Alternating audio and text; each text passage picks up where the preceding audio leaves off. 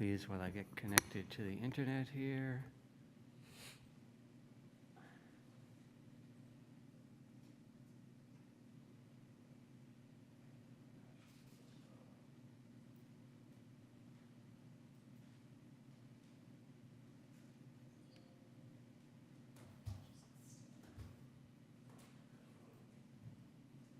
Okay, here we go. I'd like to call to order, if everyone's ready, this meeting of the Planning and Zoning Commission of Albany, California for Wednesday, September 27th. And I will do the, or actually maybe I'll ask someone else to do the land acknowledgement. We don't have Commissioner Nori here. Commissioner McLeod, would you like to do the land acknowledgement? Sure. Happy to. Land acknowledgement. The City of Albany recognizes that we occupy the land originally protected by the Confederated Villages of Lejeune. We acknowledge the genocide that took place on these lands and must make strides to repay the moral debt that is owed to this indigenous people, specifically the Ohlone tribe. We thank them for their contributions, which have transformed our community and will continue to bring forth growth and unity. The City of Albany commits to sustaining ongoing relationships with the tribe and together build a better future for all that now make this their home. Thank you, Commissioner McLeod. And I will note that everyone is present except Commissioner Nori. So we have one absence. Next item will be ex parte communication. Does any commissioner have any ex parte communication to disclose? No. And I'm seeing head shakes here, and I do not have any to disclose either. We'll move on to the consent calendar, and these items are considered routine and will be enacted by one motion. We have the minutes, and then let's see, Curtis Street, I believe, is being continued, so there's no action there, just a notice of continuation. So would anyone, are there any corrections to the minutes? Or No. okay, no additions or corrections to the minutes. So would someone like to make a motion to move the consent calendar? Yes. Oh, I'm sorry, thank you. Yes, any public comment on the consent calendar, items 4.1 and 4.2 on the agenda, and there's no one here physically. Is there anyone online who's raising their hand? There is no one currently online either, so. Oh, goodness. Wow. Really ghostly out there. Okay. Well, then we'll bring it back to the commission. And would someone like to make a motion? Sure. Happy to move the consent calendar as proposed. Second. Commissioner Moman seconds. And I'll do a roll call vote. Commissioner Moman? Yes. Commissioner Waddy? Aye. Commissioner McLeod? Yes. And I vote yes as well. So the consent calendar passes. We can move on to announcements and communications. Does staff have any announcements at this time? Our next meeting has been canceled, so that would be the first meeting in October. So we will see those of you who are around for the second meeting in October. The other announcement I have is on Monday. There is a special study session for housing element implementation priorities. So if you're interested in that, we would appreciate your attendance and participation. After it goes to the City Council, we will be sharing the priorities with you all as well as part of the commission. Okay, thank you. And will that be a special time on Monday that they're considering Yes, that begins at 6 p.m. 6 p.m. Thank you very much. Yes. Okay, anything else? Nope. Okay, great. All right, any announcements or communications from commissioners? Nope, seeing head shakes and none from me either. We will move to public comment. This is the time for persons wishing to address the commission on an item that is not on the agenda to step forward and speak on that item. Do we still not have anyone online? Correct. Okay, no one online, no one in the room, so there will be no public comments by fact. We'll move on to item 7, which is our only action item then this evening, which is discussion and action about the accessory dwelling unit ordinance, or that we adopt amendments to the accessory dwelling unit ordinance. And would staff like to do a presentation? Yes, thank you. Thank you. So, hello, I'm Leslie Mendez, and I'm here with Sophie Gable Scheinbaum, and we are presenting the accessory dwelling unit, or ADU, ordinance update for your review and consideration tonight. And please go on. I just have to run out and get my water. Okay. Please continue. So the purposes of this ADU ordinance update are, first, to comply with state law. Second is to correct for life safety and neighborhood conflict issues. And third is to comply with housing element policies 1.6 and 1.8 to further facilitate ADU development throughout the city through local exceptions to development standards, streamlining processing, and ordinance simplification and overall ease of understanding and use. So, as outlined in our previous study session and reiterated in this staff report, there have been many changes to state ADU law in the past few years. SB 897 increased the minimum height to 18 feet for single-family lots within half a mile of transit and for multifamily property, and increased minimum height for attached ADUs to 25 feet. SB 897 also clarified internal connection requirements for certain JADUs. HCD's updated guidelines from 2022 clarified the total number of ADUs permitted on a lot. So for single-family parcels, a lot may have one detached, one converted, and one JADU in addition to the existing or proposed primary dwelling. And for multifamily, a property may have up to 2 detached ADUs and a minimum of 1 and up to 25% of existing units of converted ADUs. And then most recently, AB 976 of 2023 is anticipated to permanently eliminate owner occupancy requirements for properties with ADUs. This previously just applied to JADUs and now is, just applied to JADUs and now is proposed to be eliminated for both JADUs and ADUs. Next slide. As outlined in our previous study session and reiterated in this staff report, there have been, in addition to incorporating state law, staff has also used this ordinance update to evaluate other aspects of the ADU program and propose changes based on feedback from staff from other departments as well as the community development staff. So the existing ordinance allows either a 0 to 6 inch setback or 3 feet from the rear and side yard setback. Staff have received feedback from fire department staff regarding safety and emergency access concerns when allowing a 0 to 6 inch rear and side yard setback. Additionally, community development staff have also reported numerous instances of property line disputes between neighbors when beginning to construct ADUs along the property line.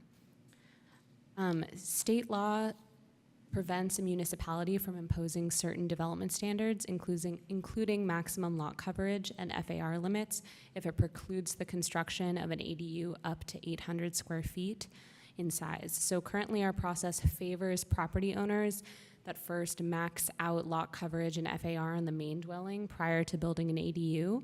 If the ADU is existing, staff have been counting that towards that square footage towards the total lot coverage and FAR, and we wanted to reconsider this precedent in order to mitigate any inequitable penalizing of homeowners that choose to build their ADU first. In terms of our process, the city currently has a 2-tiered system for ADUs, a building permit only process, and an ADU permit process for ADUs either greater than 500 square feet or within 6 inches of the property line, which is subject to ministerial staff review, which is something we wanted to reconsider. And lastly, we've received comments as well as encountered issues ourselves around sections that are kind of difficult to understand or just inconsistent with other parts of the municipal code, which we're hoping updates can mitigate. So to recap our study session that we held on July 12th of this year, we heard a few things from staff and from commissioners. Firstly, around height, we heard generally a consensus around a 20-foot height limit for detached ADUs citywide, although we did hear some commissioners' preference for 25 feet in this area. Similarly, for attached ADU height, most commissioners preferred to keep the height at 25 feet as mandated by the state, while some preferred to maybe defer to the underlying zoning district. In terms of setbacks, majority of commissioners preferred to increase the setback requirement to 3 feet from the existing 0 to 6 inches, although a few preferred the existing conditions given the Albany's small lot sizes. In terms of review,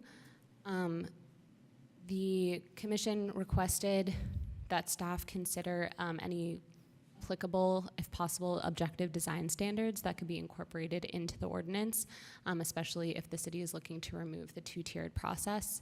And in terms of overall process, commissioners also recommended that staff investigate potentially a future ADU program that could accommodate ADUs that wouldn't necessarily fit cleanly into the development standards set forward in the proposed ordinance changes. So as gone over by Sophie, as well as outlined in detail in Table 1 of the staff report, are the changes to state law and guidelines concerning ADUs that have been incorporated into our draft ordinance. What I'm going over today are those ordinance amendments to address and mitigate concerns of the issues that Sophie went over, experienced through implementation of the city's current ordinance. These are Albany specific and are primarily related to the city's fabric of primarily built out substandard or small size lots. And the first are the life safety conflict resolution amendments. The draft ordinance has eliminated the option for the 0 to 6 inch setback for newly constructed detached ADUs and does require a minimum 3-foot setback. Must be noted here that the state requires a minimum of 4 feet, and all our peer jurisdictions that we have checked also have a 4-foot minimum setback. The ordinance allows with 3 feet as the minimum required for fire safety to access ADUs in case of emergency, rapid access, while still allowing a little additional flexibility to facilitate the construction of ADUs on our smaller size lots. In addition, the elimination of the 0 to 6 inch setback will hopefully avert a lot of the property line disputes between neighbors that have arisen lately during construction of 0 lot line ADUs. We have also added an objective design standard to require firewall construction for ADU walls built within, detached ADU walls built within 6 feet of a primary dwelling unit, as well as for all walls of an ADU built within 3 feet of a rear or side lot line. So if this ordinance passes tonight, this would not necessarily apply to newly constructed ADUs, but for those ADUs that are being converted out of an accessory building that already has a less than 3-foot side or rear yard setback. The other amendment type is local exceptions. I'm sorry, could you say that one more time about when this would apply? So ADU law allows the conversion of an existing and accessory building into an ADU. And there may be cases like we may change the ordinance to require a 3-foot setback for a newly constructed ADU, but someone can still convert an existing accessory structure into an ADU that has less than a 3-foot setback. And that's part of state law, you're saying? Correct. Okay, thank you. Mm-hmm. The other set of amendments are related to local exceptions to development standards. Again, this is to help facilitate and further development of ADUs throughout the city. One is related to the maximum height of detached ADUs based on as Sophie mentioned, the state law requires different heights between 18 plus 2, 16 for detached ADUs. Based on feedback from you all during the study session, as well as based on the majority of Albany is within a half mile of a major transit stop. The ordinance proposes across the board 20-foot height limit for detached ADUs, regardless of density of the lot or location to transit. Attached ADUs, we move forward based on feedback from the study session with the state minimum requirement or maximum of 25 feet. However, since the majority of residential properties have a maximum height of 28 feet or a difference of 3 feet, there is an allowance for an additional 3 feet to match both the height and pitch of an existing or proposed dwelling unit. This additional 3 feet would allow for architectural consistency of an attached ADU, as well as some construction efficiencies that will hopefully lead to cost savings in constructing said ADU. As to maximum size, state law has a bit of a contradiction, stating that attached ADUs may not be larger than 50% of the existing or proposed size of a dwelling unit, as well as also says that an ADU may not be, you cannot restrict it to less than 850 square feet. For homes that are 1,700 square feet or less, this provides a contradiction. And since many, if not most of the homes in Albany are less than 1,700 square feet, the current draft ordinance has eliminated any size requirement related to percentage of existing or proposed size of the home. This will also allow more livable units, ADUs, to be constructed.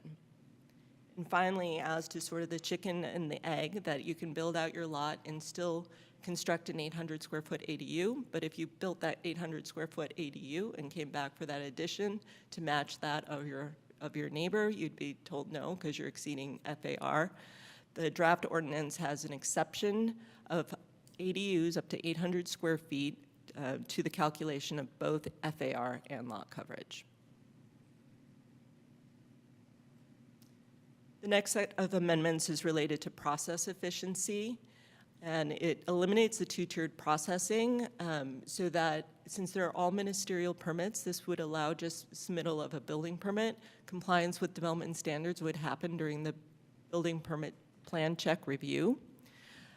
This would save applicants both the time and the cost of applying for an ADU permit, as well as staff time in processing said ADU permits. However, since the ADU permits would be eliminated, those did come with our standard conditions of approval. So the draft ordinance does contain objective design standards that incorporate some of the objective design standards that were in the conditions of approval. In particular, no use of vinyl windows or vinyl building materials, and then all new windows be recessed approximately 2 inches from the exterior facade with no flush fin or Z-bar windows allowed. The next set of amendments are related to ordinance simplification. One was to eliminate a purpose that was a bit antiquated and really not a purpose of the ADU ordinance anymore. The second was to remove the definitions from the ADU section, a subsection of our zoning ordinance, and moving them into our definition section of our zoning ordinance, and also eliminating those definitions that we actually didn't use anywhere in the ordinance. Next is to relay the development standards in table format, which is easier, hopefully, to read and understand than the sentence paragraph format that was previously presented, the development standards were presented as. And then finally, as outlined in the staff report and your attachments, just other miscellaneous zoning ordinance cleanup amendments to update language throughout our zoning ordinance to refer to ADUs and not secondary units or other terms for ADUs, as well as to remove the section that currently still says that ADUs require a design review, because they do not.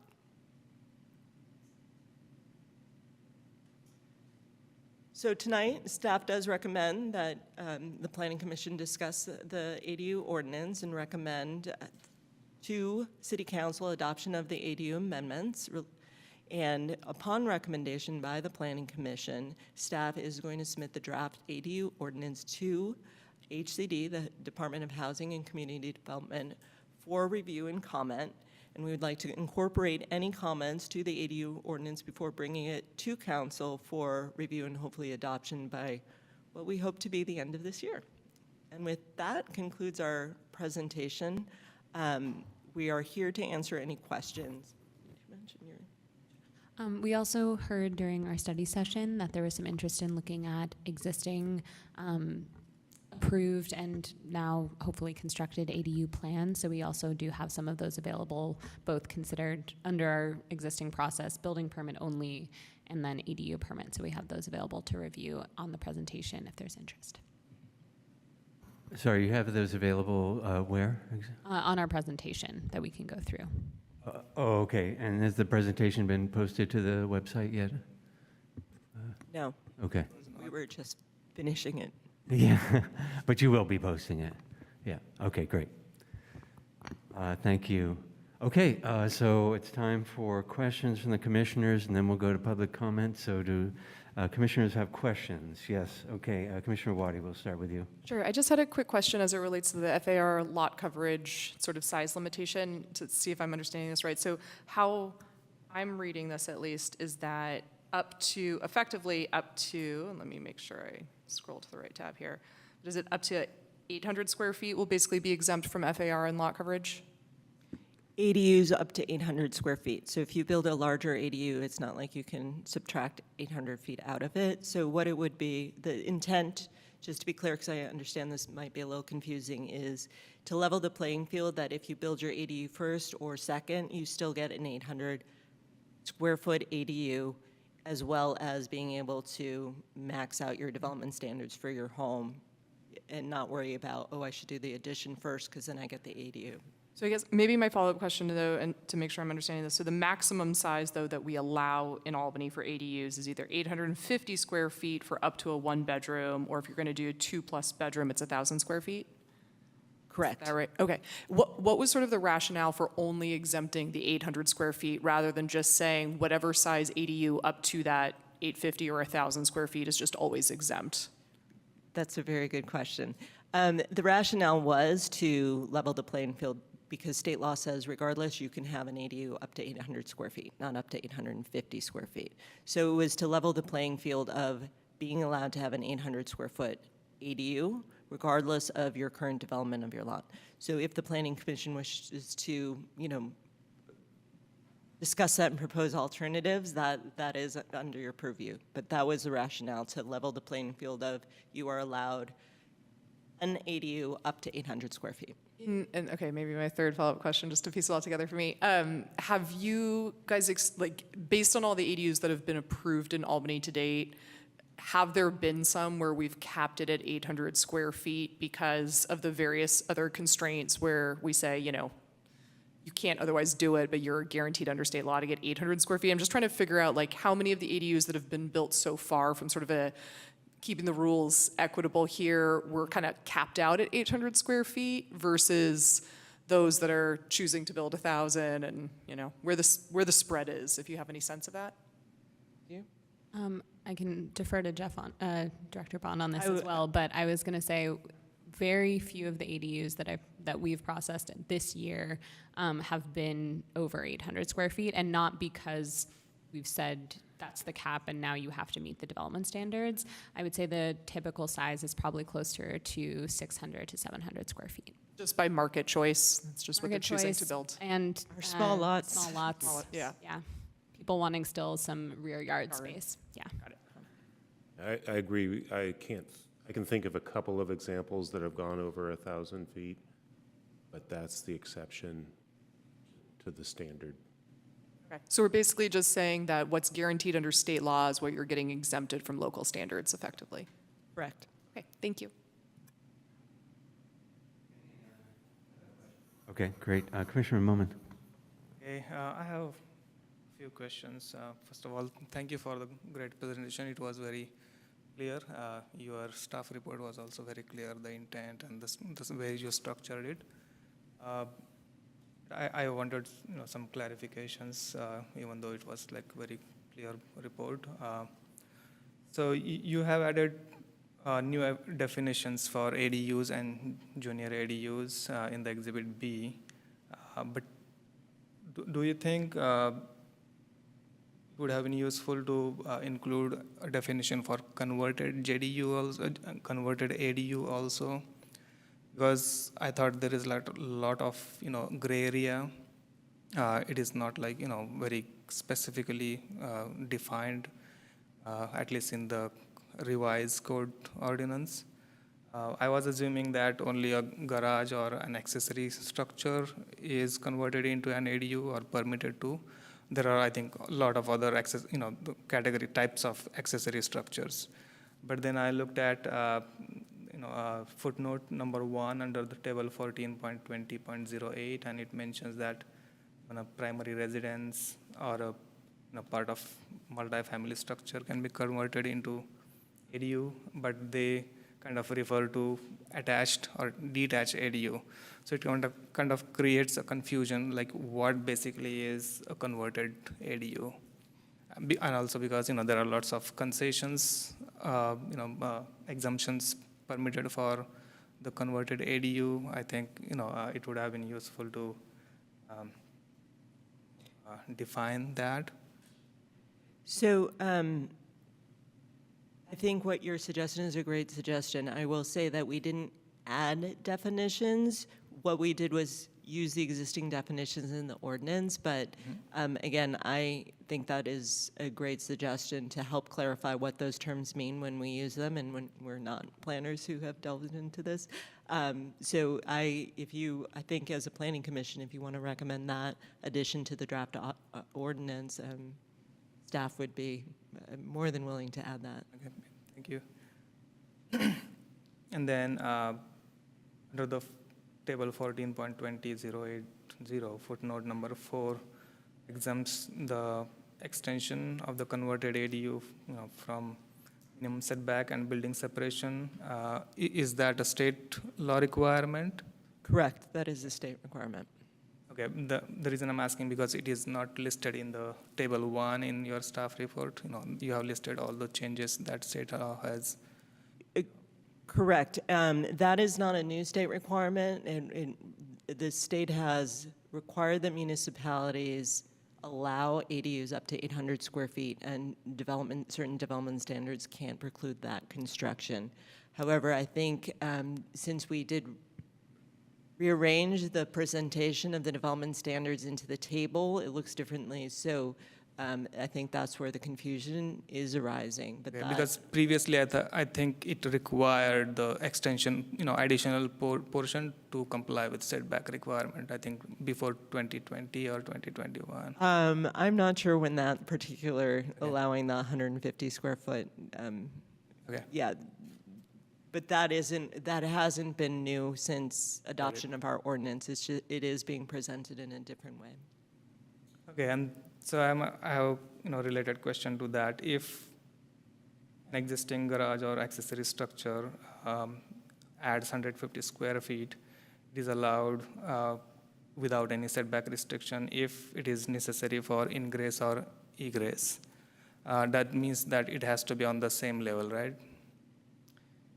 Okay, now you're getting into building codes. So if you do have what I'm understanding the question, an accessory dwelling unit built at the property line, is that? Exactly, right. It would need I'm assuming that because accessory structures, all accessory structures are permitted to build at property line, and that is the reason I'm asking. Correct. So that what would essentially, even if it's a studio, count as a bedroom, would need to have two means of egress.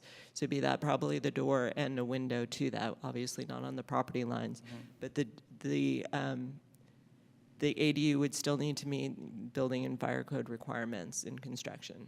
Okay, yeah. A lot of my questions are related to converted ADU, which would be converted from accessory structures and garages, and, they would allow to be built in the same location, attached to the property line. Correct. So my next question is, related to that, so all converted ADUs, I'm assuming that they are, in the table, there is no maximum size limit for that. But if there are accessory structures, I think permitted to not more bigger than 30% of the rear yard, right? And then if it is a garage, it has certain size, let's say maximum two cars, that would be about 400 square feet. And if you add 150 square feet of an addition to that, it would be 550.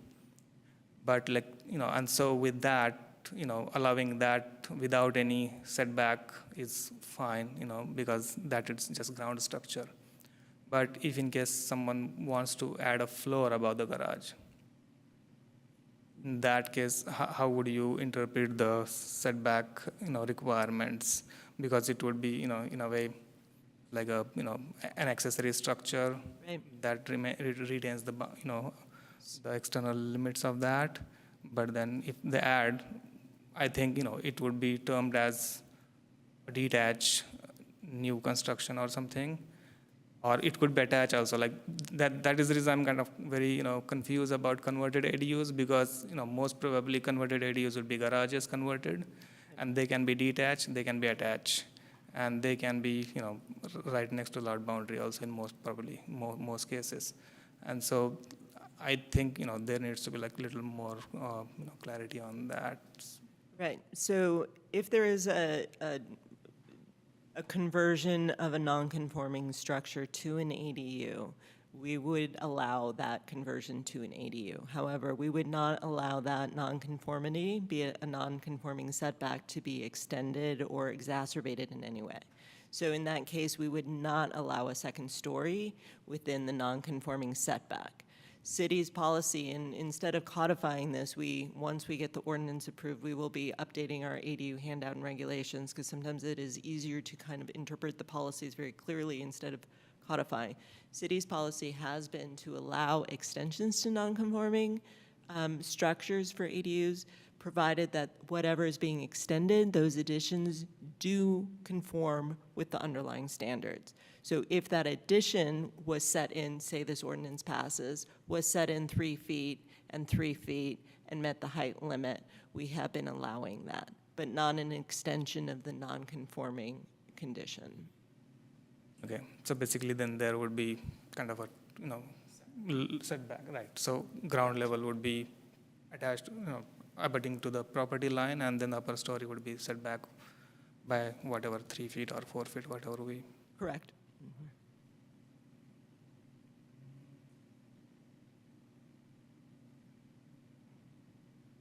Then in the, you have shown those peer jurisdictions comparative, with most of the cities have, have 4 feet of setback requirements. Is there any code language regarding windows allowed in the walls facing the neighboring properties? In other jurisdictions? Yeah. I don't think we did the research to that grain of detail, but I can let you know in El Cerrito, they do allow walls within 4 feet, which is permissible per the building code as well. Right, so. yeah, I know. So I think up to 15% of the wall can be window. Right. So that would be then permitted as required by building code. Correct. So unless we were to adopt specific objective standards limiting it else, otherwise, it would be subject to the building code. Yeah, because, we are proposing, 3 feet setback to, avoid the lot line disputes. But then because, the setback also allows windows, there could be, another type of dispute between the neighbors where, there would be issue and because they would be building, 2-story ADUs. If it is just an 1-story ADU, then it would not be an issue. Correct. Just a little addendum, though. The current setback for primary dwelling units, and most of our do allow up to 3 feet, or some of them do allow up to 3 feet for a primary structure as well. So it wouldn't be new just to I see. ADUs Okay. within our city. Yep. And then just, a kind of a related observation, you mentioned earlier that accessory structures would be converted into ADUs, and accessory structures are, even in current code, are allowed to be built, to the lot line. So, right?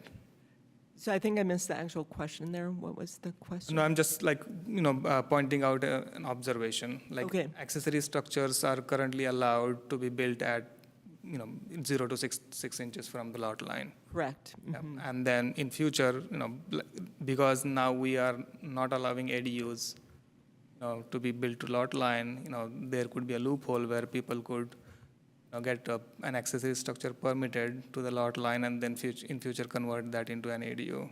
I see. That is correct, and yet accessory structures built within 3 feet of the lot line, I think, have a lower height limit. I think that's 8 foot. 8 feet. 8 feet. Yeah. So, and then above that, they have yes, to go. and it would not be 18 feet or 20 feet or whatever we move forward with the ordinance, so. Okay, that's all. Thank you. Thank you for your questions and observations. Commissioner McLeod. Questions? Yes, I missed the last meeting. I did watch the video to try to get up to speed, and then I'm reading along and following along.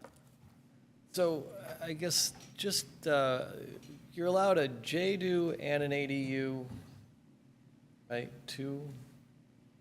Then there was some confusion where I saw something about you're also allowed a converted ADU?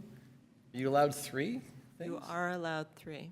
Because, well, the ordinance here written somewhere says and. So what is a converted ADU? I'm not really familiar with that. Okay, so I hear a into theme this. here. So a converted ADU is an ADU that is created out of an existing structure, either part or all of an existing structure.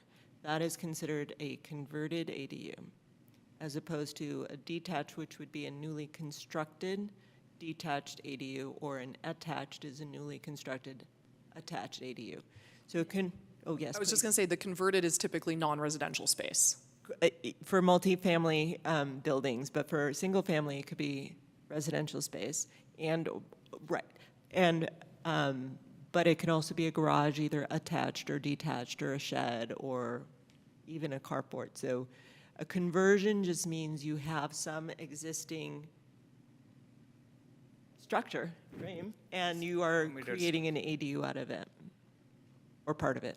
Okay, so detached, got it, it's very obvious.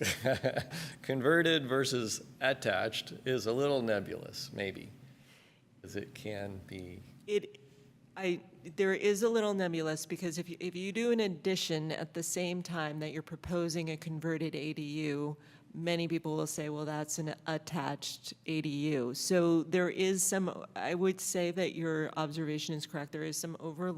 There can be some overlap if you are proposing an addition that meets development standards of the underlying district, and then say, and I'm converting it. I'm not sure exactly what the benefit of doing that would be over just applying for an attached ADU. But there is that potentiality, because we do consider not just the existing, but the existing or proposed primary dwelling unit when we are looking at ADUs. So are these the terms used in state law, or What was that? I'm sorry. these terms are used in the state law? Is who using the state law? All these terms, attached ADU, detached? Yes, oh, yes. Yes, they are. I'm sorry. Yes. okay. So you can do your attached ADU, and that would be, you can also do a separate converted ADU on one structure? I mean, I'm a So little oddly, mixed up. oddly, Can we do or 3 additional things, basically, or? oddly, you can do a detached ADU, a converted ADU, and a JADU in addition to your primary dwelling. However, if you want an attached ADU, you're only allowed to have that attached ADU and a JADU. Okay. So if you choose attached, so I guess that would be one reason not It's to sort do of it. attached or converted, not both, or not, you Correct, can't, okay. correct. Just want to make Attached that really is clear, because on it its seemed own. a And- little nebulous in one And that comes slide, where directly. It looked like you could do all of the above. Okay. It's different for multifamily, which may be where the Right, maybe that's where I distinction, saw it. yeah. Okay, single family versus multifamily. Okay, and then other questions. Let's see, the 800 square foot exception, would that, it didn't really apply to a 500 square foot JDU. Would that not come into play, or? Wouldn't. So the 800 square foot exception as proposed would only apply to newly constructed attached or detached ADU. Because the idea is that your conversion is taking place within existing space, which is JADUs by definition also are conversions, but they're converted into a JADU. So, so the idea is that the area you're converting, it should be complying with your underlying development standards. So this only would apply as written to attached or detached newly constructed ADUs. Okay, But you wouldn't get some exception to then further increase the size of your principal dwelling unit by 500 square feet at any point because you've converted part of it to a JDU? No, it No, doesn't really apply. Okay, so, Not as currently written in the draft Okay. ordinance. okay. Let's see, and I had a question. We do currently require a property survey for all ADUs? Correct. And is that like full survey, marking boundaries, recorded with the county, showing all buildings, all? No, we don't require showing buildings, yes, not recordation with the county. Okay. And that can tell you if an accessory building is on the lot line, over the lot line, because I can imagine that's where some disputes occur because Correct, accessory building can be on a neighbor's property partly, so, correct, or fences. okay. And that should solve that problem because everybody has to act on that legal document. A lot of the issues have come up when someone's fence needs to be removed for the construction. And the fence sometimes is not exactly on that property line, even if the survey shows the exact property line. So that's where a lot of the disputes have So a lot of arisen. the disputes come about because of fences or planting or, Correct. right. That's not a city matter per se. That's a civil matter. Even though you hear about it. Okay, you hear about it. That's the main point. Okay. I just wanted to clarify that. I had a question about the 18 plus 2. I mean, the 18 within the half mile, the plus 2 is meant to be strictly roof, or is the 18 meant to be, why is it 18 plus 2? It's just because that's the base standard plus 2, or is it 18 is supposed to be like top of wall level and the plus 2 is roof beyond that, or? How it's written and how we've interpreted is that the +2 is to accommodate roof pitch that's consistent with the primary dwelling, so to accommodate different architectural styles. But the 18 feet would be for the outer wall. Outer wall, and a 2 feet roof, gable, whatever. Could be a shed roof and then go up 2 feet on one side, or? Right. Okay. And at 20 feet, let's say if we adopted 20 feet, which seemed to be the consensus, you could build your wall all the way to 20 feet. Parapet, top of parapet, roof could be concealed. You could have a wall to that height because that's just 20 feet, right? And no restriction on wall height or anything like that, correct? Correct. We measure from lowest grade to Right. top of roof. It's not like you're restricting the wall height and having, okay. So otherwise, I had one other thought about surveys, but maybe that's for discussion. Oh, one more question. If we're allowing 3 feet above 25 feet for attached ADUs, and I'm applying, and I say I want my extra 3 feet, is that a discretionary decision on staff's part, on anyone's part? No, that would be ministerial, and it would only be allowed to match the existing height and pitch of the existing or proposed dwelling unit. The idea was if you have a pitched roof, it's just 3 feet higher, you can match that with your attached ADU. What it would not allow is that you match, like you have a pitch roof that goes up to, say, 23 feet, and you're proposing a flat 23-foot, because that wouldn't match the pitch. So it would be a ministerial discretion based purely on the existing roof form of the primary dwelling. Okay. Couldn't go higher, couldn't Correct. create a different roof form. Unless you did it for the rest of your home. So the wall couldn't go above 25 feet, but the roof could, or? Correct. Okay. And then, but if I were building a new home with an attached JDU, then it would be almost granted, It could be seamless if yeah. that section of the ordinance moves forward. Right, so it would be integrated into the architecture. Okay. I think that's it for right now. Questions?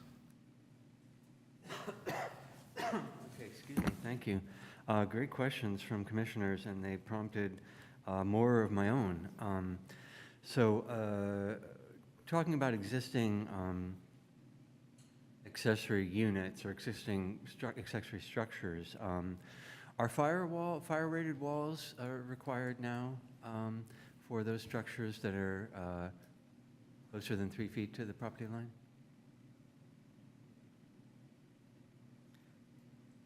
You're testing my non-knowledge here.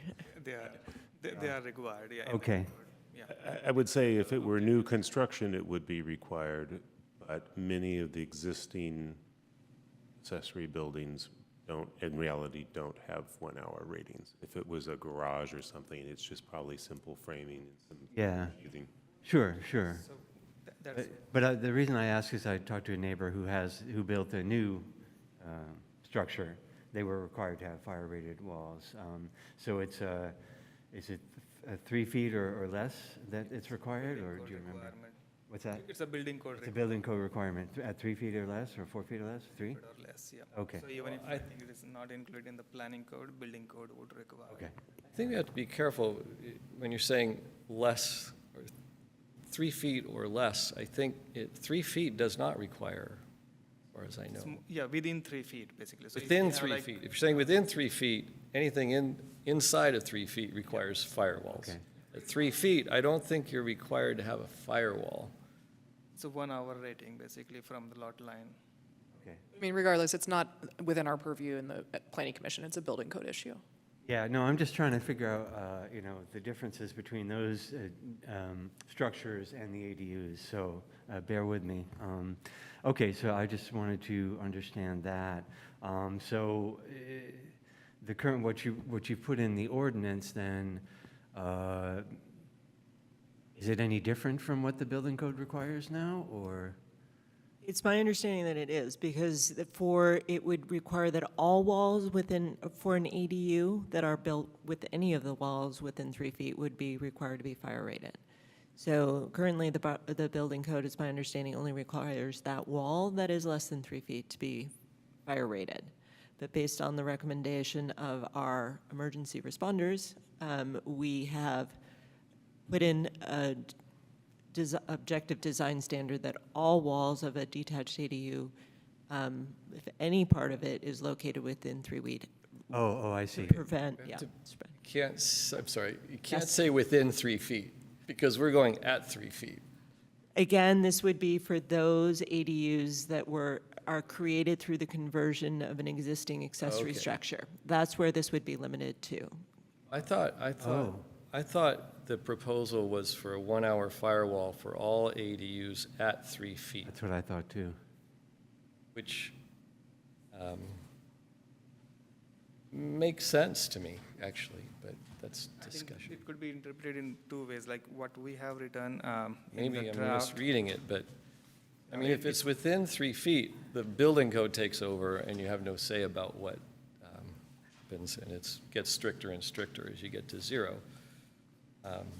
But I can read what it says, and then we can. Parse it, okay. Material, 1 hour, and this is on page 3 of attachment 1 of Exhibit A as an apple. Materials, 1 hour rated firewall required for exterior walls of detached ADUs that are less than 6 feet from another accessory or primary structure, and for all exterior walls of an ADU built within 3 feet of any property line. Okay, well, then that begs the question, if we're requiring a 3-foot setback, then it's not within 3 feet, it's at 3 feet, so, Yes. So again, this would only apply, if the 3-foot setback moves forward, this would only apply to those ADUs that are created out of existing accessory structures who have less than a 3-foot setback. Right. It would not apply to the newly constructed Okay, ADUs. okay, I gotcha. So the newly constructed, if we keep the 3 feet, newly constructed, they don't have to have a firewall. Okay, gotcha, gotcha. But then, would that be interpreted as like 6 feet, if, let's say, there is a neighboring structure that is abutting the property line, and the newly constructed ADU is built at 3 feet, then the separation between the two structures would be less than 6 feet. So in that case, would the newly constructed ADU be required to provide 1 hour rated? The way we have it currently written, no. It's really just within 6 feet of your primary structure on your own lot and/or less than 3 feet from your own property line. So it doesn't take into consideration the structures be outside the property line? Correct. Okay. Correct. Right. Jump in. My understanding is that to put openings in a wall at 3 feet, we either have to have it protected, 1 hour firewall protected, or have the building sprinklers in the building. So without 1 hour firewall, you can't put openings. I thought, my understanding of the ordinance was that at 3 feet, we would require the 1 hour rating, and then you're allowed to put in the 15% of glazing openings. That's why I thought that was a good idea. But maybe I'm shading into discussion, but it is a point, I think. Okay, well, maybe we ought to taken get into back to that in account, but, discussion. okay. Yeah, let me finish my questions then. Okay, so, I'm glad I asked that question.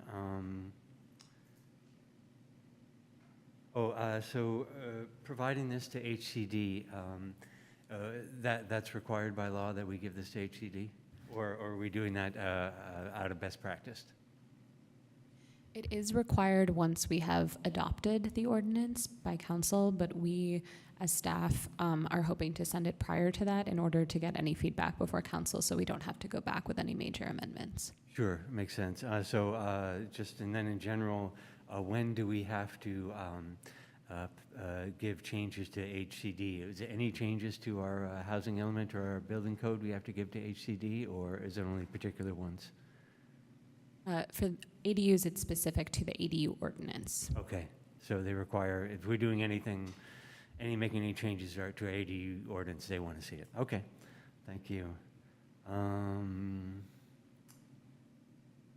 Yeah, I'm still confused. You got me confused about the attached versus converted. Let me get back to that in a second. So the junior ADU is the one that shares a bathroom with the main residence, is that right?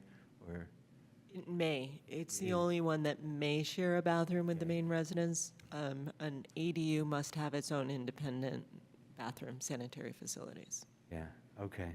So I'm pretty sure I know what an attached is, but a converted ADU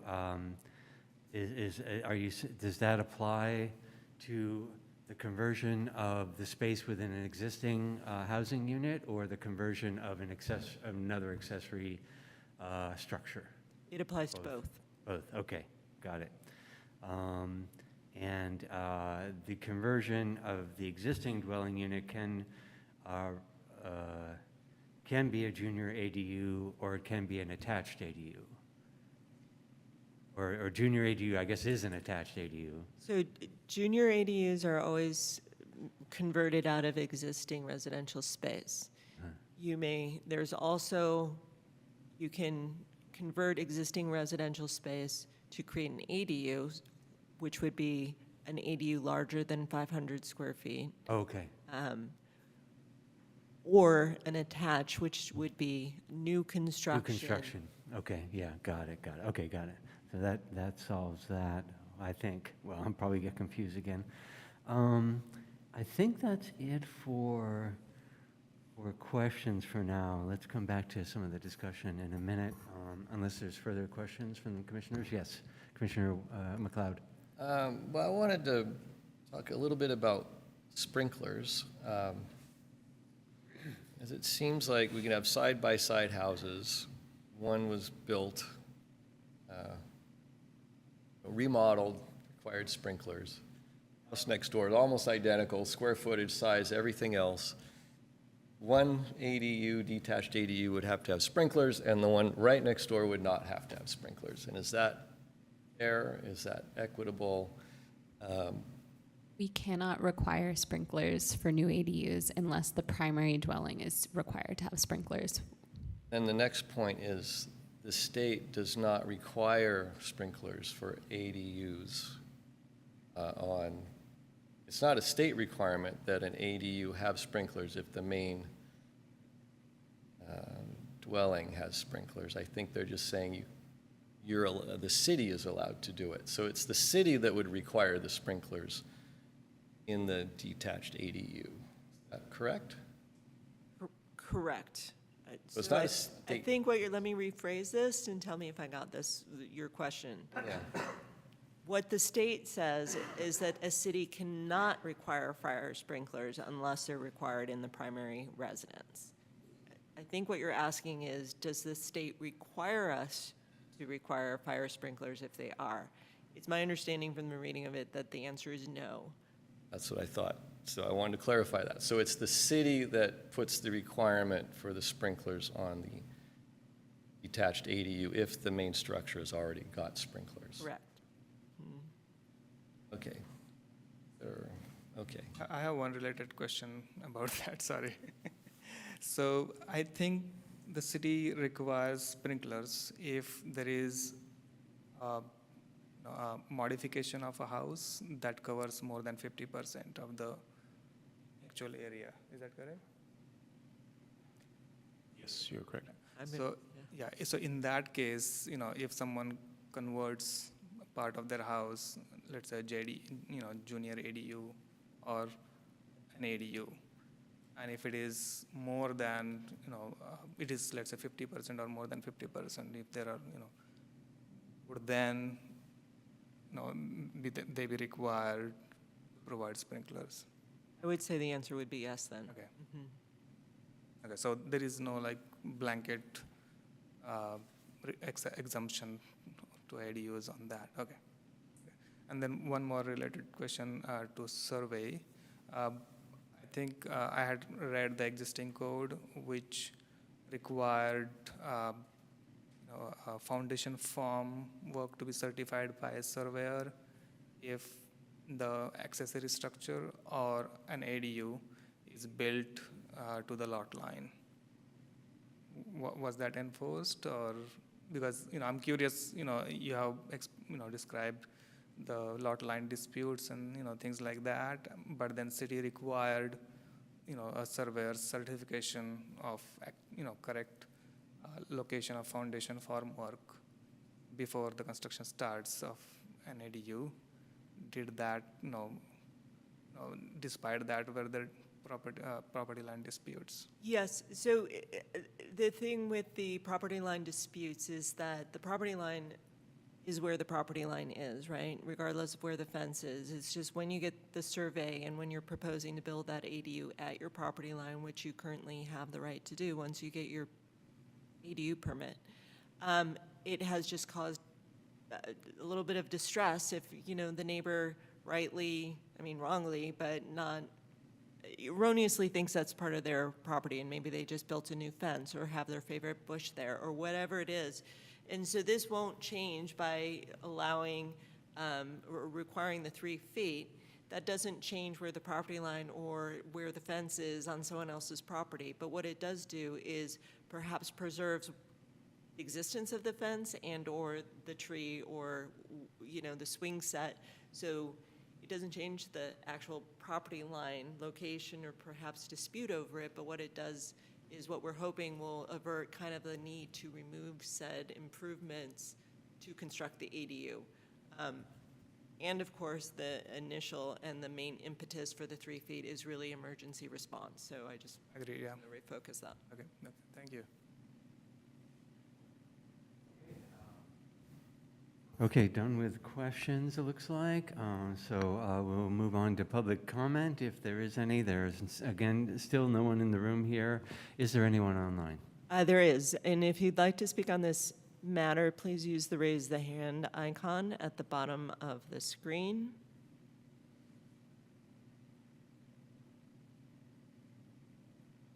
We'll give our one attendee a minute. I'm sorry, Um, that person has not raised their hand. They have not raised Okay. their hand. All right, so no one wishes to speak on this item. Okay, we can bring it back to the commission for discussion. So I want to kick off discussion just real quickly because I want to see, I'd like the commission to consider a few things. I guess I'll start with the one where we left off, which is about the property line disputes. I don't think we should be in the process of trying to preserve a fence or a tree. I don't think that's a way to write code. I think if there's going to be a survey anyway and property lines are going to be determined, we shouldn't have that as a reason to go to 3 feet versus 0 to 6 inches. Now, I know the fire department would like 3 feet. The fire department would like us to have 40-foot wide streets, and they would like to have access everywhere. That's what they do. But I can't remember the last time I've seen a residential fire in Albany. It's probably 10 years ago or more, from my memory, is the one on Marin Avenue. I think with all the current codes we have for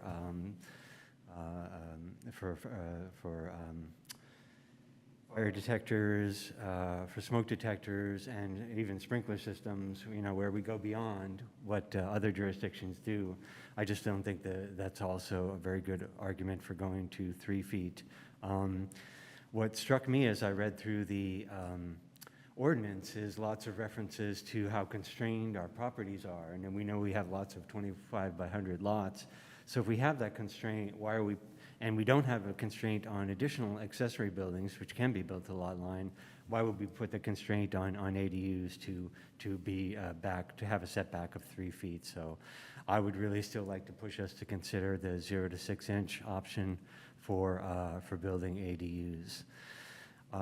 The other thing I would like us to consider, well, actually, so the 25 to 28 foot for attached ADUs, that sounds good to me. I think that's a good way to handle having the extra height on the ADU, so I'm fine with that.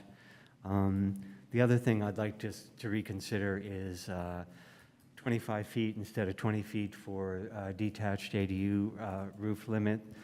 You can only get a flat roof at 20 feet or a very small pitch, which I think will give us a bunch of unattractive ADUs, two-story ADUs anyway, a bunch of unattractive ones in the city, where I think if you gave people the option, and they don't have to take the option of going to 25 feet, but if you gave people the option, then you could have a nice pitched roof that would match the other primary dwelling structures better. So I'd like us to consider that. And with that, I'll stop talking and go back to the commissioners and see who wants to start with further discussion. Commissioner Moman? Yeah, so I would, I also have some thoughts about the height and setback requirements, but before that, I would like to just go through some basic comments. First of all, I liked the concise form of the ADU code. As you mentioned, the current code is in paragraph form. I think this tabular form is much more clear to understand. Then I also agree with most of the amendments, including the citywide height limits, whatever we decide, irrespective of the transit adjacency. And I also agree with FAR and lot coverage exemption for 800 square feet ADU. I also agree with the elimination of two-tiered permit processing. So just allowing building permit only is, I think, much nicer and faster. As I mentioned during the questioning session, I think there should be more clarity on converted ADUs because there are lots of overlaps between detached converted, attached converted, and because as I mentioned earlier, there are lots of concessions allowed to converted ADUs. I think it is important that everyone should know what exactly is converted ADU. And then I think it should also be made explicitly clear that converted ADUs are permitted to have just 150 square feet of addition. You have mentioned that somewhere in the footnotes, but I think if it is mentioned in the definition or somewhere, that I think would be clearer for everyone about the limitations of converted ADUs if they are accessory structures and garages. Then in terms of maximum size for converted ADUs, we have mentioned none there. That also kind of creates kind of very open-ended situation there. So if you mention that converted ADU original area plus 150, that might I think be more clearer than saying none. And then I have some suggestion about setbacks. I agree with some of the opinions of Commissioner Pilch. I am okay with 3 feet or even 4 feet setback for 2-story ADUs, but we are assuming that all ADUs are going to be 2-story. But I think there could be a lot of ADUs which would be just 1 story. So in that case, requiring those ADUs to have 3 or 4 feet setback may be too much, particularly on smaller lots. So I'm wondering, can there be kind of a 2-tiered system? Because even current code allows 0 to 6 inch setback for an ADU or accessory structure up to 9 feet of height. And above that height, the structure has to set back 3 feet. We're keeping 45-degree angle or something. So wondering if we can have that kind of system in setbacks where single-story ADUs have smaller setback. If not zero lot line, could it be 1 foot so that there is no lot line disputes, and that wall would have to be 1 hour rated in any case, and so that would also cater to some of fire department's concerns.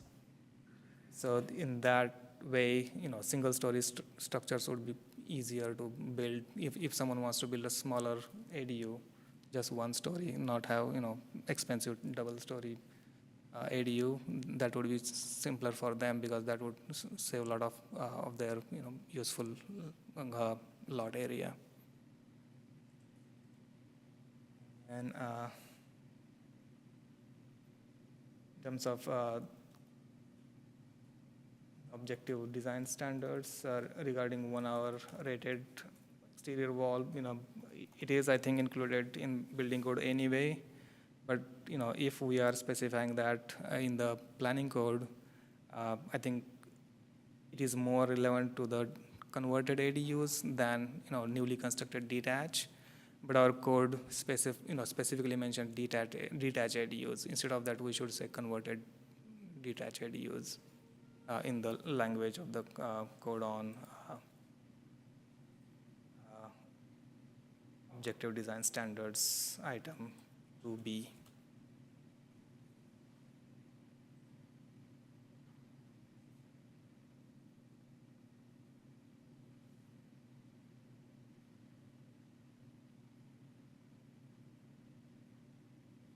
Okay, so that's all the comments I have.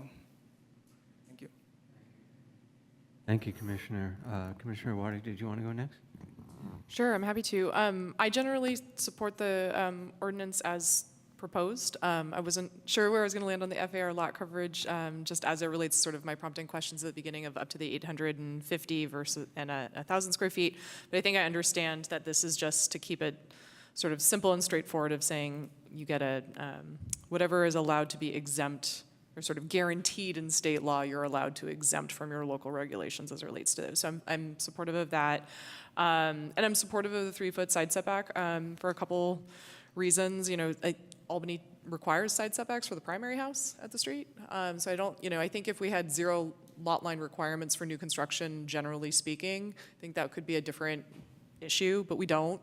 I don't think it's that bizarre of a concept to require a side setback, particularly since we're allowing ADUs to be more than 1 story. And, I also think there's some value in keeping things simple. I don't think the 3-foot side setback is, again, I don't think we're doing this so that neighbors can encroach on other neighbors' property. I think, I think this is not just about like keeping the peace amongst neighbors. I think there's a lot of value on having a little bit of a buffer when you're having a 2-story structure plopped in the backyard, where traditionally we've required shared rear yards where there are trees. And things of that nature. So, and I think about the house that I live in, there are on both sides of me, there are rear yard structures. One is a 2-story structure, one is a 1-story structure. The 1-story structure is at the property line and really isn't any kind of bother. And the 2-story structure is set back a bit. And it actually is nice to provide a little bit of that buffer given that it's smack against my rear yard.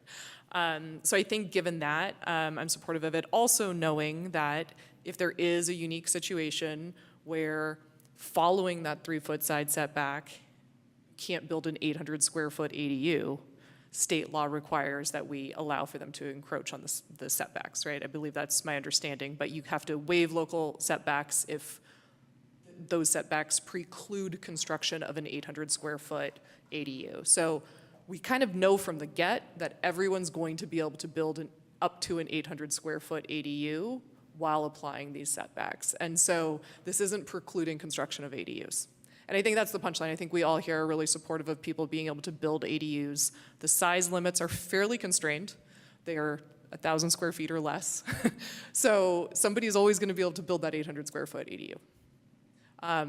So I'm not too worried about the 3-foot side setback being a dramatically limiting factor, particularly hearing that most people aren't even choosing to build that on the higher sides threshold. I think most people, if they want to build a 400, 500, 600 square foot ADU, you can do it in most backyards in Albany with a 3-foot side setback all the way around. So I don't really have an issue with that. I think that's fine. I think it gives a little bit of breathing room to people who have backyards that don't have ADUs in them. So with all of that, I'm actually supportive of the ordinance as proposed. And I can't remember, I guess we have it's an approval recommendation. So I would be supportive of making a motion to approve after we finish discussions. Thanks. Thank you, Commissioner. I just have a clarifying question, if I can.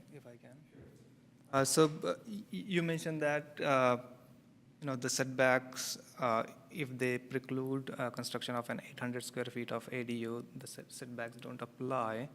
I mean, that's my understanding for my day Yeah, job. that's what I would like to, clarify exactly. have staff Because, confirm, but footnote 3, refers to only the front setback, and that says this development standard cannot preclude construction of up to 800 square feet maximum ADU, and that's related to front setback. And then there is footnote 4 that I think refers to all setback requirements, but that talks about only the 150 square feet of addition to an existing structure. Is that correct? Excuse me, if you would give me the opportunity to look this up, because I see where the discrepancy is. It does say we can't preclude the construction of an 800 square foot setback. And I think the way we had read the state law was that that did not necessarily apply to the side and rear setbacks. So we need to be in compliance with state law. So I can see if we can quickly find the answer quickly. And honestly, if the answer is we can't preclude it within the side or rear, we will be modifying that regardless of whether, we change it, because we need to be in compliance. Because I think that is important, related to my, previous comments, like, Right. Whether we, go for 3 feet or 4 feet, majority of ADUs would be, about 800 square feet. And, if they can prove they cannot build that, then they would not have to comply with 3 feet back requirements. I know for sure, like SB 9, for example, that's for sure the standards that, any objective standard that you provide can't preclude the construction of an 800 square foot unit. And I believe it's the same for ADUs, which, the policy intent being that jurisdictions can't get sort of fancy with the rules and make it so difficult that you can't do it. But also giving jurisdictions the ability to apply some rules when you've got plenty of space to still be able to accommodate density. So So we have an answer here. Okay. So state ADU law requires that no lot coverage, floor area ratio, open space, or minimum lot size or front yard setback will preclude the construction of a statewide exemption. So it calls out only front setback? Correct. So the FAR and lot coverage for sure would need to be able to be modified if it precluded. Not Correct. the side setback. Correct. And just, Stand corrected. we have also, per the footnote that you so diligently read, I'm very appreciative, the building separation. So typically, we would require the 6-foot separation between a detached ADU and the primary structure, but that separation as well would be, we would have to not impose it if it precluded the 800-square-foot ADU. All right, thank you for that question, Commissioner Moman. Back to Commissioner Wadi for a second. Do you think we should change the rules for other accessory structures then, since they will be different than for ADUs? No, I mean, I think, in my opinion, I think accessory structures are very different than a place where people live. Accessory structures are where you store things, and you're sort of in and you're out.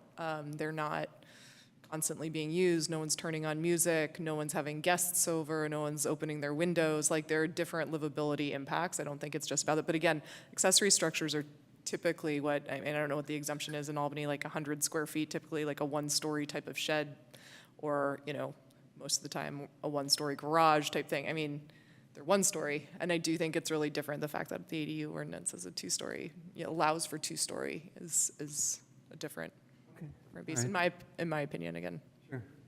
Thank you for that. Commissioner McLeod, Yeah. discussion. Sure. Yeah, I agree with most everything people have said. I mean, there's some discussion about the 0 lot lines to be done, but first of all, I appreciate where we're going. It's conforming with state law. It's making it simpler, more accessible to applicants to understand it, and facilitating building ADUs, which is our goal, I think, main goal here, and to also get into our housing element. So that's the broad scope of this, which is great. So that's all good. Things like the 20 feet weight limit, I think I'm okay with that. And that would be everywhere. All properties, except for the multifamily. I think we haven't really discussed the difference between multifamily and single-family additions, ADUs. I'd be more tolerant of building higher with the multifamily. I think it was 35 feet, right, we were discussing, and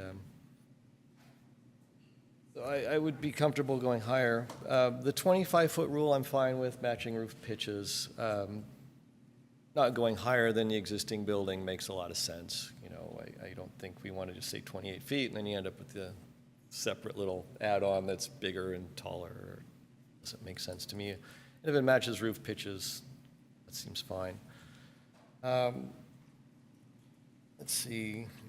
Just thinking about setbacks, I do have a problem with when you have the language that 1-hour firewall is required within 3 feet of the property line. I think that's building code.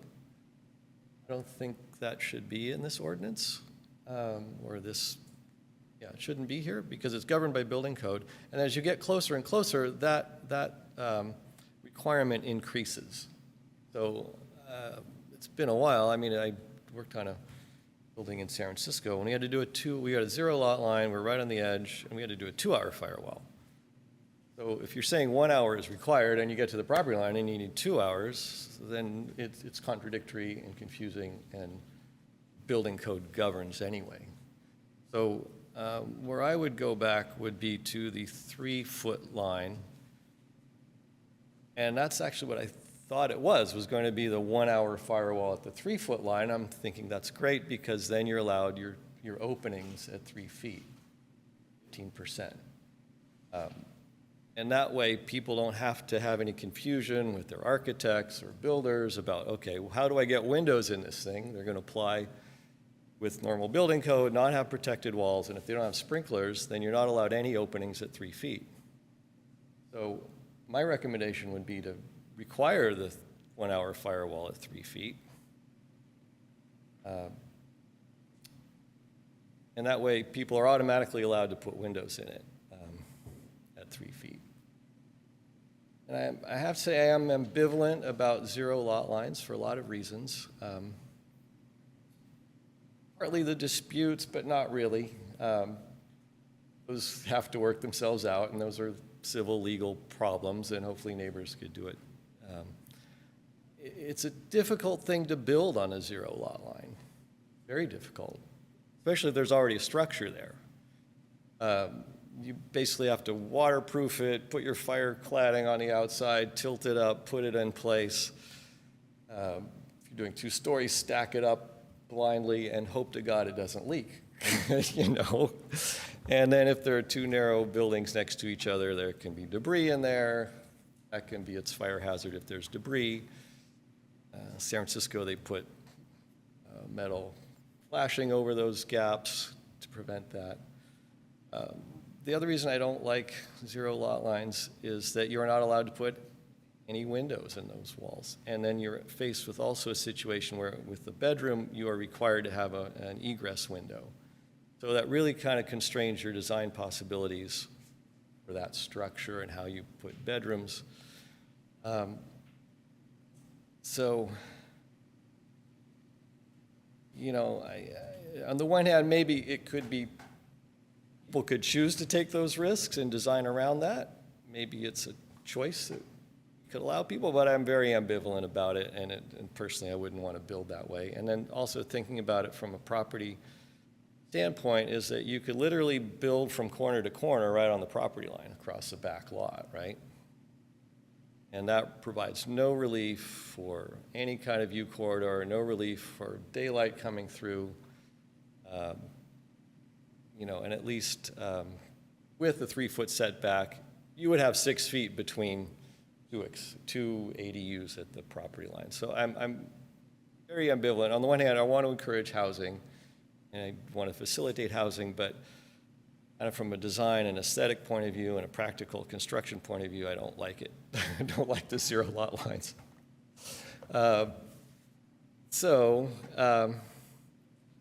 I would be inclined to go with 3 feet. And, you know, nothing says we can't revisit this in 3 years if it looks like it's not working somehow. In 2 or 3 years, state law will probably change anyway in that time, so we'll have to update anyway. So it's going to be an ongoing process. So, you know, that's where I stand on that one. And then for the 800 FAR exception, that's fine. I also just question why we should have FAR at all.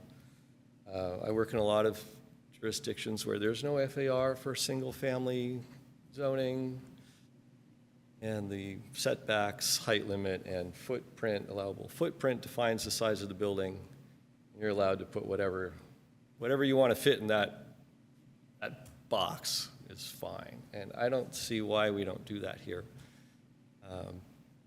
I think FAR is actually a restriction on housing sizes, and I remember during our housing element discussions raising the issue about multifamily and seeing the FAR as an obstruction to building more housing because it limits the size of what you can do within the setbacks. So multifamily, that's limiting how many units you can put into that envelope, that box. So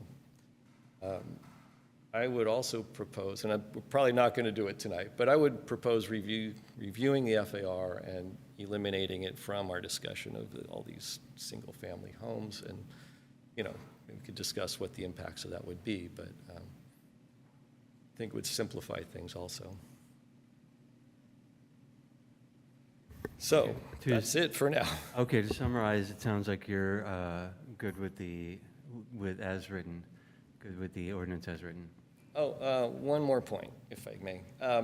Sprinklers. You may not. Oh, okay, go ahead. Sprinklers. It's a city-imposed requirement, is what you explained. State doesn't allow us to extend it to new ADUs that are not or not part of a sprinklered building. So side by side, I was saying, city could require sprinklers on one ADU and next door not on another one. So why is the city requiring it for this one that already has sprinklers? It doesn't seem like it's a fair expense or burden to apply to the other owner who is already got a sprinklered building. And those systems are generally originally engineered for the size of that house. And so to re-engineer that system could be burdensome, could be expensive. Well, it definitely will add expense to that one ADU, whereas the neighbor wouldn't have that expense, side-by-side differences. So, you know, I like sprinklers in principle, but at the same time, for life safety, smoke detectors are working just fine nationally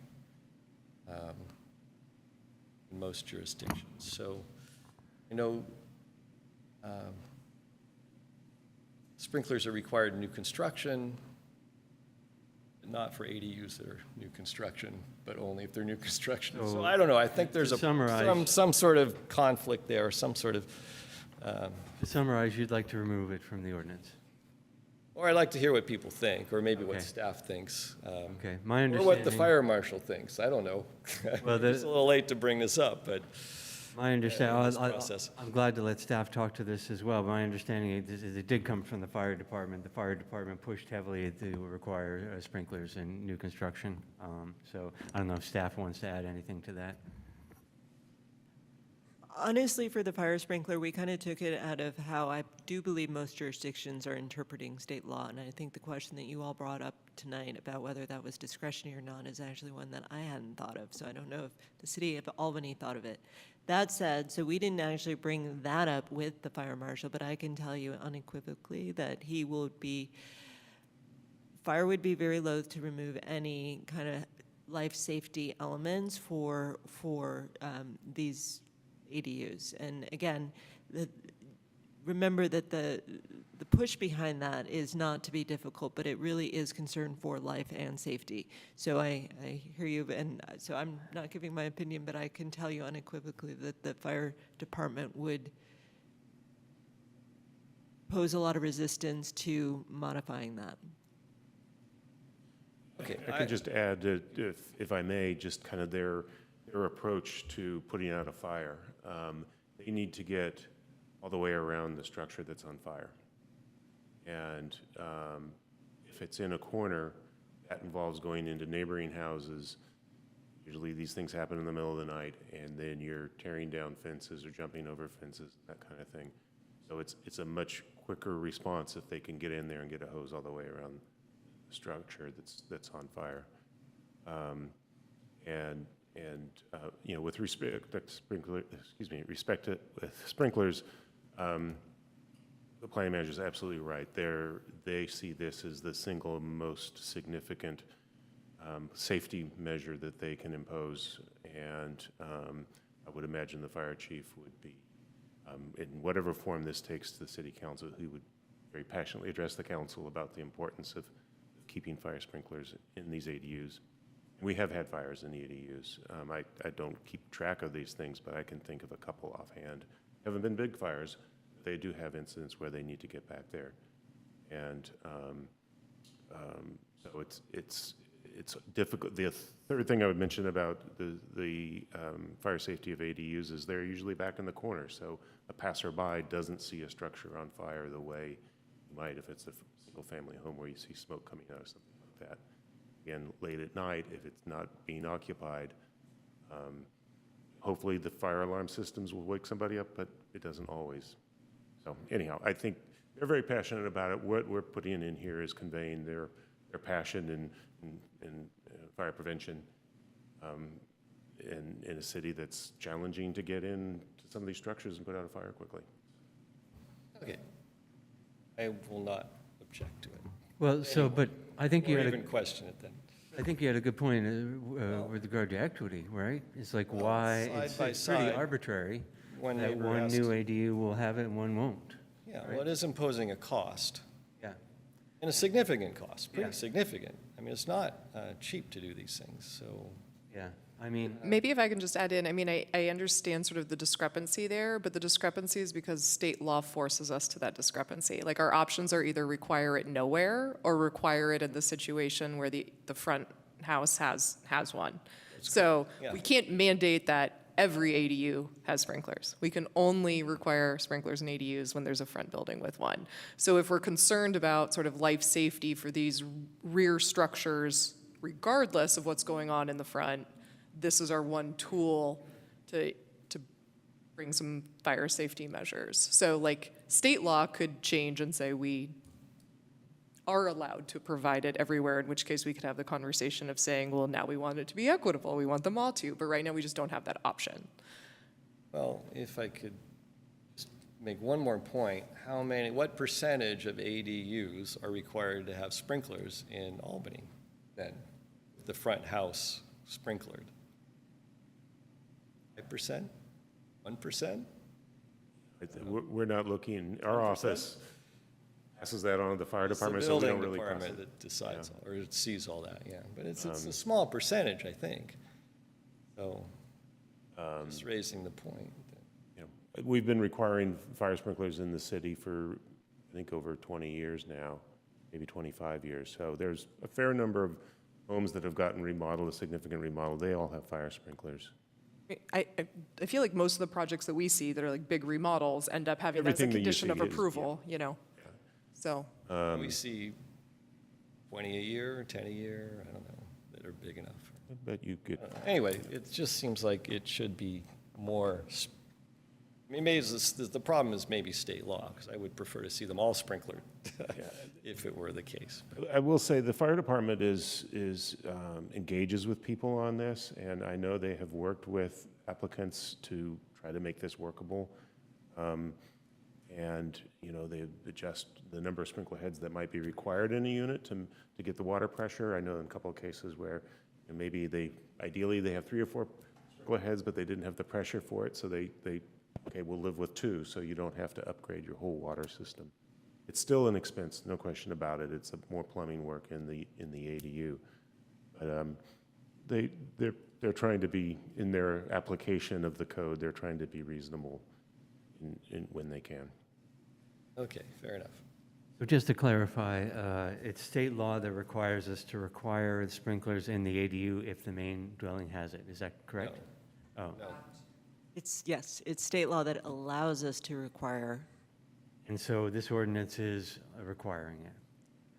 correct. Okay. And just for clarity, this is not new to this ordinance. This has been in our ordinance, so this is not a change. Okay, yeah.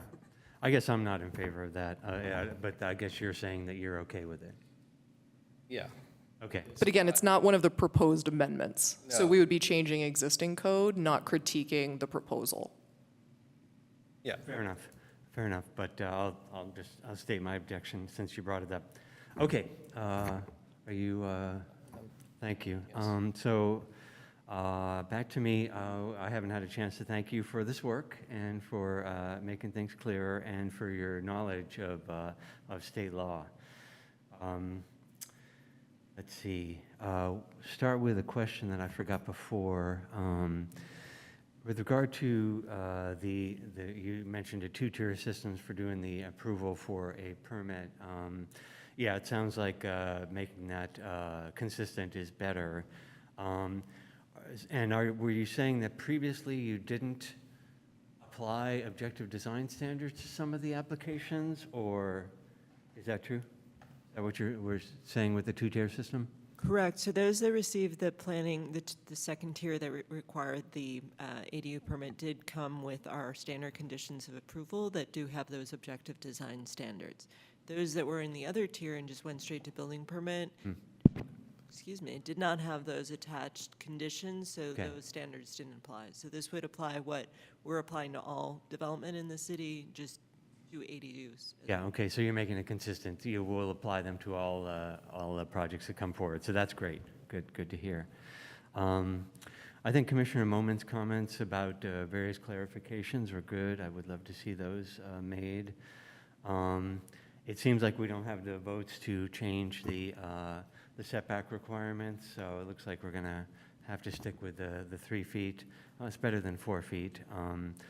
But I wonder if, since we've determined that there is no language that says if those setbacks preclude an 800 square foot, if the side or rear setbacks preclude an 800 square foot, there's no language that says that they can have a less setback.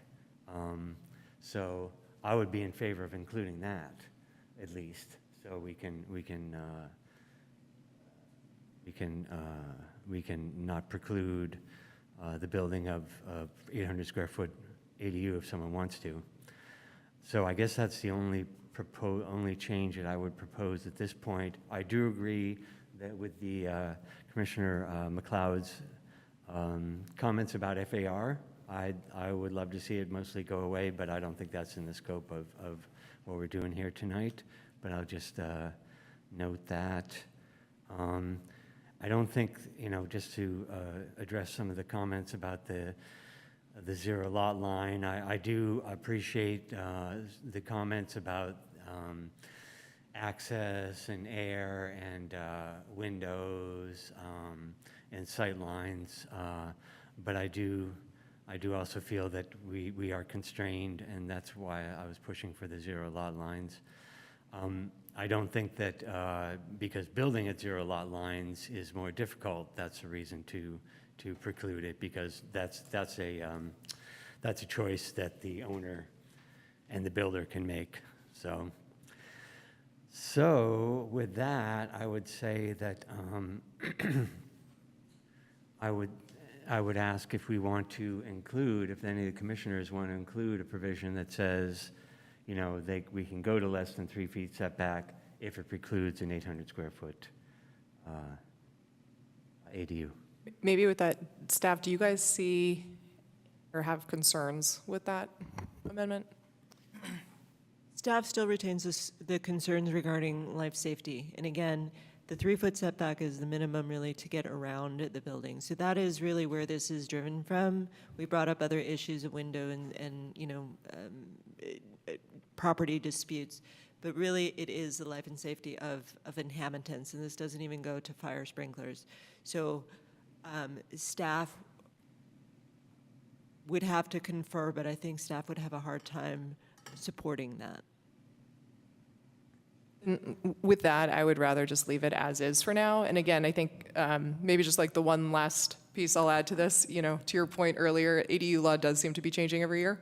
And I do think, HCD is getting a lot of feedback. They're making, finding what's working, what's not working, what's limiting construction of ADUs. And so I'm also fine taking this as an incremental approach that, this is a big step forward that makes things that much easier, more permissive than what existed last year and the year before. And things are going, and I'm definitely okay with sort of that incremental approach too of, doing small fixes every year and refining things. So I think with that, I would be fine with just moving this as proposed to kind of keep it simple for this year, get that in place. It doesn't seem to so far be precluding, the laws of yesterday don't seem to be precluding people from building ADUs in Albany so far.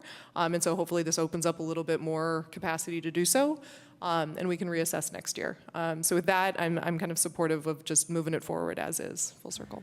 Okay, fair enough. I think that's a good plan, and you can just, also take our comments about clarifications. I'm sure you can make any technical changes without without this having to come back to us for approval. So, with that, then I'm happy to make a motion to move item or recommend.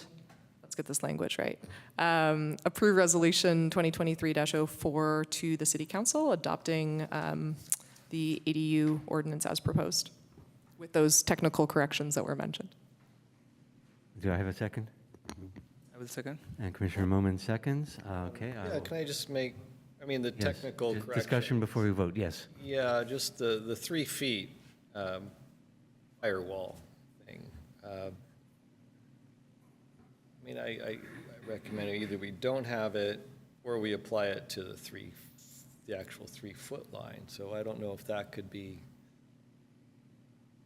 I don't know how to resolve this. It's not a simple question, but So the technical correction that I would put in, and then there is whether you want to change it to at 3 feet, would be a minimum 1 hour firewall for all walls of an ADU.